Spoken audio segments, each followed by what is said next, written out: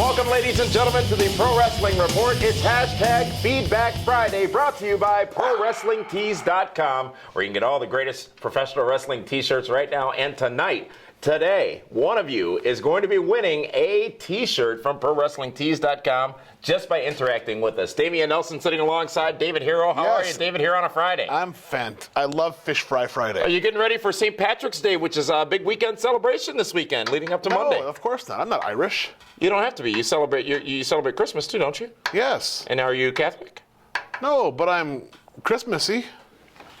On this show, folks, it's all about your feedback, and let's get right to some of the comments left on our broadcast from last week. First one comes to us from a user by the name of Can You Say This? Well, I just did.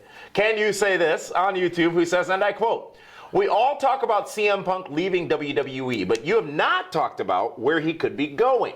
Do you think he will go to TNA or Ring of Honor, and who would benefit more?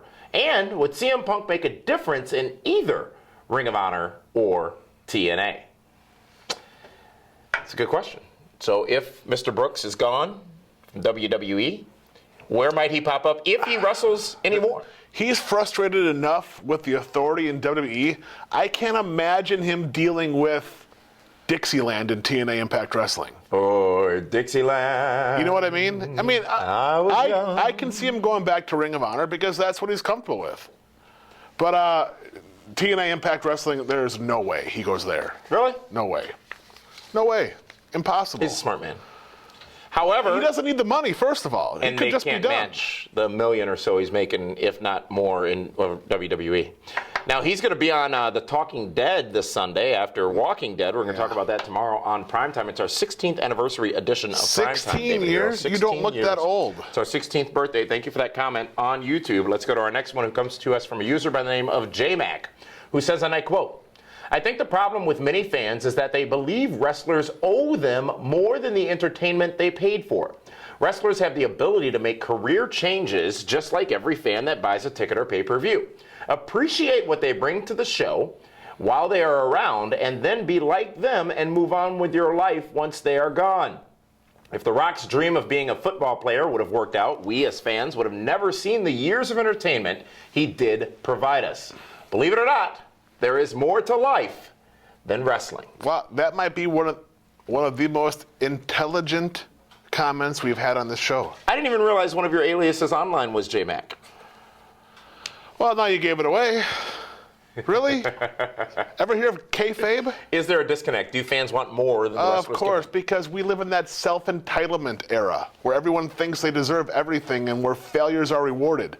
I can't go off on a podcast rant right now. Stop me. So you did that already earlier this week. Yes, I have, yes. The Double D podcast available on iTunes and PWR. You know what? Honest to God, I am flattered by the amount of downloads we've been getting. It is. People love the spoken word. Well, I mean, it's not a solo act.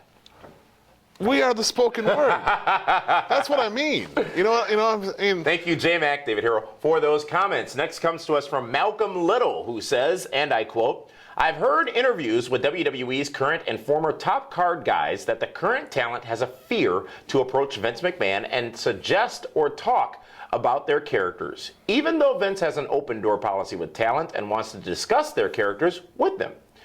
I'm wondering, why does the younger talent have that fear to talk to Vince, even though he wants them to?" Now, this came on the heels of Stone Cold Steve Austin making this point on his podcast a couple of weeks back after visiting WWE in Los Angeles. Do you want to know why? I would like to know why. Here's why. Because Dave? the current group of talent is younger kids in their 20s. Most of the time, the guys are in their late 20s, early to mid-30s. Grown men. It's a respect thing. It's almost like they're afraid to talk to their dad. Is the boss. They'll tweet him. Yes. They'll call him. They'll Facebook him. Well, they won't call him. No. And, let's face it, Vince McMahon, I've met a lot of amazing people in my life. He is one of the very few people that legitimately intimidates me. Just on his because presence he's number alone. 467 richest You know what? person I could in care America. less about how much money he's got in his wallet. Really? That doesn't intimidate you? Of course not. It's just his presence. We talked about before, a couple of weeks ago, maybe last week, I had the chance to meet Vince McMahon on 2 different occasions, and I was never more nervous than those 2 occasions. And you're exactly right. This man, he walks in the room, and you know he's somebody. You know he's there. You know he's in charge, and you know he is the man. He is the genetic jackhammer.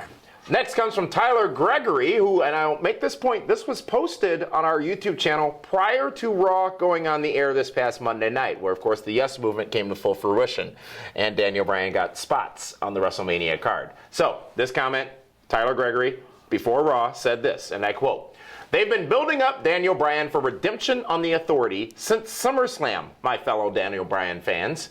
He's not losing to Triple H. Don't worry, it's not happening. The WWE is going to give the audience something to cheer for at WrestleMania." Well, they will. I mean, they could possibly get 2 matches out of him at WrestleMania. There's no guarantee he's going to beat Triple H. I think he will. But and as this, and I forgot the name, if we can go back up to the name real quick there. Billy Joe Bob? No. But this, Raul? what he's saying, what Tyler Gregory is saying, is that Daniel Bryan's not Can you trust a guy with 2 first names? Are you going to answer the question, address the issue? I just did. You said Triple H might, or Daniel Bryan might beat him. I believe Daniel Bryan's going to defeat Triple H at WrestleMania. But Triple H buries everyone, David. Triple H does not, on WrestleMania, he will not lose. He has lost several WrestleManias. But I honestly believe that, well, first of all, it was brilliant. They shut up everybody because now, Daniel Bryan has a chance now to be in the triple threat. I can see Triple H doing the job, putting over Daniel Bryan, but then Daniel Bryan losing. That would be hilarious. That's one way of saying, okay, yes, we'll give you what you want. We'll dangle that carrot, then we're going to pull it right away from you. Thank you very much for that comment, Tyler Gregory. And as a matter of fact, 2 first names. You got to be careful of guys like that. Well, Tyler Gregory's got one up on you, David Hero, because he just won a free shirt, a free wrestling T-shirt from our friends over at ProWrestlingTees.com. Congratulations, Tyler Gregory. We'll be contacting with you to let you know. The Super Friends shirts aren't free, are they?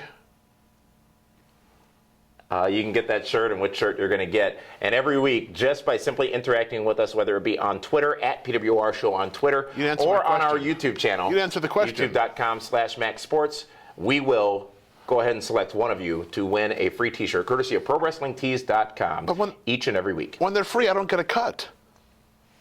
Next comment comes to us from Pack of Hounds, at Pack of Hounds on YouTube, and I quote, "I like Damian's final word," this in reference to last Saturday's primetime. "Now that some time has passed, the romance of CM Punk as the victim is turning into CM Punk as the quitter that broke a contract and is now being seen more as damaged goods and not somebody any promoter is going to trust to do big business with in the future. The 15 years younger replacement of CM Punk just emailed his resume to Stamford, Connecticut." So there's a 15-year-old kid that just sent his resume to Stanford? This point is, he's replaceable. Everybody's replaceable. Yes, except John Cena. He's not right now. He's not replaceable. And Daniel Bryan took CM Punk's spot. The Shield took CM Punk's spot. The Wyatts took CM Punk's spot. Thank you for that comment. Earlier on, you talked about respect, and this one is going to be about respect, David Hero. And this one comes from at JL Spencer on YouTube. And I quote, "I'm so sick of Al Snow being a guest." As you know, Al's been a guest on our show for the last 3 weeks. Yes. "Seriously, it's like David and Damian no longer have their own opinion when he shows up. He whispers, and everything he says contradicts Hero's opinions, and instead of being himself and responding with insults, apparently that's what you do, just sits there like a child and does what just like a child does when the crazy uncle shows up. Please, guys, get rid of Al Snow."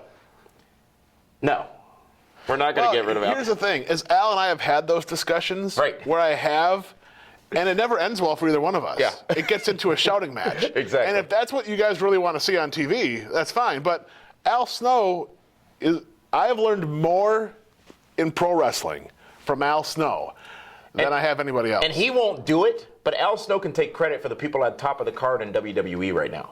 Of course. Because he trained them Randy in OVW. Orton, John Cena, Dave Batista, Brock Lesnar. And when we say trained, he didn't train them to be a wrestler. He trained them to be an entertainer. In WWE. Yes. So he brings a ton of insight. And if you didn't get a chance to talk about it, getting heated, the more you talk about it, if you listen to Al Snow's appearance on the Double D podcast from a few weeks ago, he'll talk to you about the 7 deadly steps of a professional wrestling matchup. And that tells you right there. So we know a lot of you appreciate Al Snow. Unfortunately, you do not. However, Al will be back with us again next week. And he should be every week. He really should maybe be. he will be. But don't forget, we've still got road stories with Al Snow coming up, too, in the next few weeks. Nothing better than hearing... Yeah, I'll just let it go there.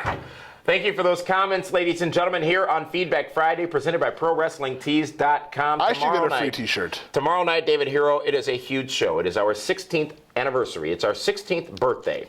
Pro Wrestling Report, prime time, Saturday night, 10 o'clock, My 24 Milwaukee and YouTube. We've got some special superstar cameos, some old faces returning, and all kinds of shenanigans. Faces. Also going to be talking about Lockdown from this Sunday on pay-per-view, Raw from this past Monday night, our live experience at Lockdown and at Ring of Honor Wrestling from this past week as well. A loaded stack show that you don't want to miss, as we have Fan Appreciation Night, basically, for our 16th anniversary coming up from the Pro Wrestling Report. That happens tomorrow night, 10 o'clock p.m. So until then, folks, keep those comments coming in. You could win a free T-shirt.